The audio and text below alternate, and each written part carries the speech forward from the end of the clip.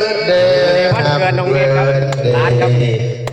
Happy birthday to you เก่งงามเป่า เป่าเลย ปีนี้จะขวบปีนี้จะขวบปีนี้จะขวบจะขวบจะขวบจะขวบ ขอบคุณครับ 10 ขวบโอ้น้องเนต10 ขวบครับ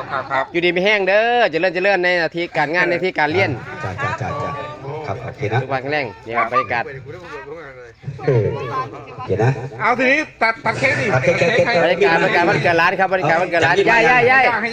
จากมีดมาให้ ย่ายมาตัดเลยนะ ยกไปย่า เอาจานมาครับ ตัดเค้กตัดเค้กวันเกิดร้านเค้กครับเป็นตะเกียงเลยกิน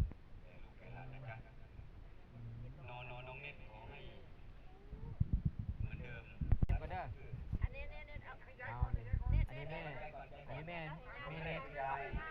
เป็นคนตัดเค้กนะครับทีมงานเอาให้ย่าชิมให้ย่าชิมโอ้ย่าชิมกันโอ้ย่า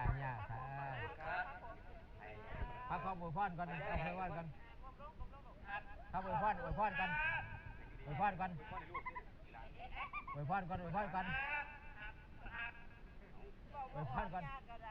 ข้าก็บอกว่าเป็นมีความสุข